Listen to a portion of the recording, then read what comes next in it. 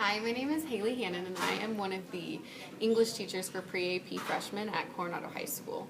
I wanted to introduce myself to you, at least virtually, before you start on the first day because at least you'll know one face when you get here in the fall. I'm also in charge of the freshman cheer program, and so even if I'm not your classroom teacher, I'll get the privilege of watching you at varying extracurricular events. Although I'm the lead teacher for freshman pre-AP, I'm not the only teacher of this class. And so if I'm not your teacher in the fall, everything that I'm saying to you now still applies because we do things the same way. My reason for contacting you today is to explain the summer reading assignment for this class and my expectations of said assignment. You're expected to obtain a copy of George Orwell's Animal Farm. You could purchase a printed version. Mine looks like this, but it doesn't matter if you have this same copy. We would prefer you to obtain a copy of your own because it helps you with your annotations, and we firmly believe in developing a personal academic library. However, I fully understand that some of you won't be able to purchase this book in a printed version, and so checking it out from your local library or the Coronado Library or over the summer is completely fine. E-versions of the book are also acceptable if you read on a Kindle or a Nook or an iPad.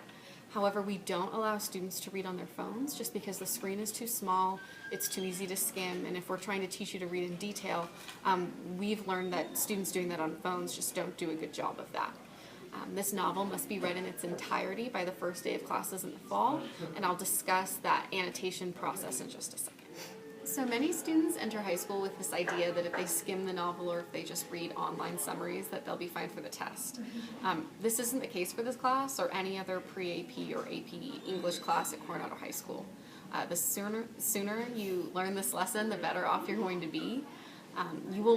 Many of you will need to read and reread this novel in order to get the kind of depth and complexity that you're looking for that's necessary for success. You could plan to have about 50 pages of outside reading a week, and generally we don't assign any homework besides that independent reading. But wanting to get an A and giving a C level effort doesn't match up, and so this class requires a great deal of independent reading, and that independent reading requires a lot of time management and maturity on your part. Your 8th grade teachers will be giving you an annotation guide, or they may have already given you this annotation guide. That's a requirement for each novel that you read in this class. You can take notes directly in your book if you own it, but if you don't own your novel, you can use sticky notes, you can use a separate sheet of paper, or you can keep a spiral with all your annotations in it.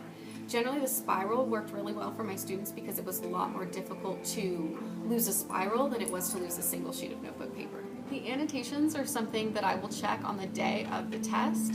This will be true for Animal Farm, but it'll also be the expectation for every other novel we read in class. If you do not have your annotations complete, I will let you take the test, but I'm not going to enter anyone's test grades until they can show me their completed annotations.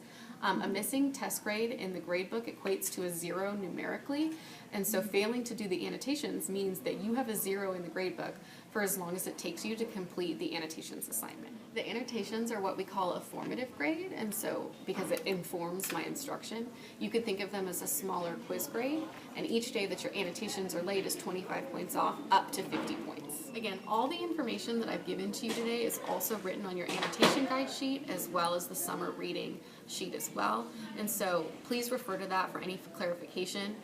If you or your parents have any questions, please feel free to email me at hhannon54@lubbockisd.org. My goal of this video isn't to scare you or try to dissuade you from taking pre-AP. I want you in pre-AP, I want you to be in this class, I want to be your teacher, but I also want you to know that I expect you to work and you should have those same expectations of me. It was nice to virtually meet you, and I look forward to seeing you in the fall. Thanks.